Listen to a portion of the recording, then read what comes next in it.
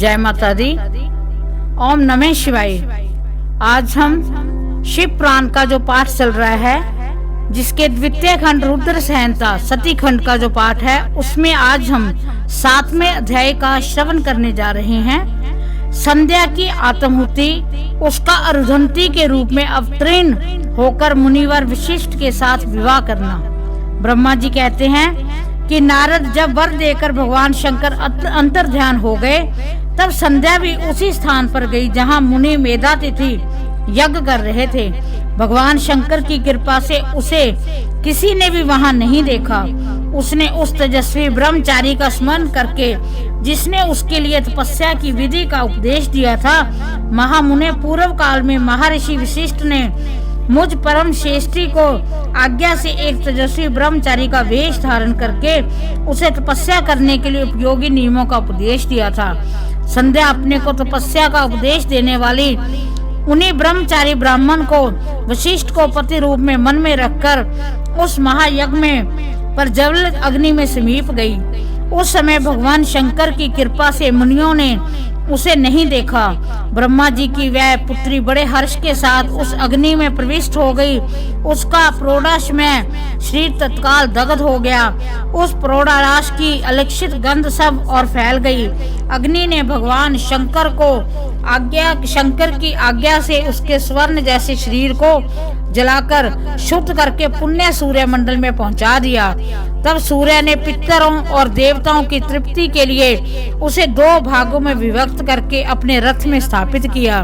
मुनीश्वर, उसके शरीर का ऊपरी भाग प्रातः संध्या हुआ, जो दिन और रात के बीच में पड़ने वाले आदि संध्या है, तथा उसके शरीर का शेष भाग सायं संध्या हुआ, जो दिन और रात के मध्य में होने वाली अंतिम संध्या है। सायं संध्या सदा ही पितरों को प्रसन्नता प्रदान करती है। सूर्य उदय से पहले जब अरुणोदय हो, प्राचीन क्षितिज में लाली छा गई, तब प्रातः संध्या प्रकट होती है, जो देवताओं को प्रसन्न करने वाली है। जब लाल कमल के समान सूर्य अस्त हो जाते हैं, उसी समय सदा सायं संध्या का उदय होता है, जो पितरों को आनंद प्रदान करने वाली है। परम दयालु भगवान शिव ने उसके मन सहित प्राणों को दिव्य शरीर से युक्त देहधारी बना दिया। जब मुनि के यज्ञ की समाप्ति का अवसर आया, तब वह अग्नि की ज्वाला में महर्षि मेधातिथि को तपाए हुए स्वर्ण की सी कांतिमयी पुत्री के रूप में प्राप्त हुई। मुनि ने बड़े आमोद के साथ उस समय उस पुत्री को ग्रहण किया। उन्होंने यज्ञ के लिए उसे नहलाकर अपनी गोद में बिठा लिया। शिष्यों से घिरे हुए महामुनि मेधातिथि को वहाँ बड़ा आनंद प्राप्त हुआ। उन्होंने उसका नाम अरुंधति रखा। वह किसी भी कारण से धर्म का विरोध नहीं करती थी, अतः उस गुण के कारण उसने स्वयं यह त्रिभुवन विख्यात नाम प्राप्त किया। हे देवर्षि, यज्ञ को समाप्त करके कृतकृत्य हो वह मुनि पुत्री की प्राप्ति होने से बहुत प्रसन्न थे और अपने शिष्यों के साथ आश्रम में रहकर सदा उसी का लालन पालन करते थे।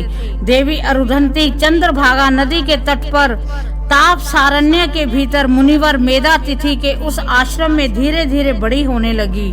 जब वह विवाह के योग्य हो गई, तब मैंने विष्णु तथा महेश्वर ने मिलकर मुझ ब्रह्मा के पुत्र वशिष्ठ के साथ उसका विवाह करा दिया। ब्रह्मा, विष्णु तथा महेश के हाथों से निकले हुए जल से क्षिप्रा आदि 7 परम पवित्र नदियां उत्पन्न हुई। इस प्रकार शिव पुराण के सती खंड में 7वें अध्याय का समापन होता है। भगवान शिव हम सब पर अपनी विशेष कृपा प्रदान करें। ओम नमः शिवाय।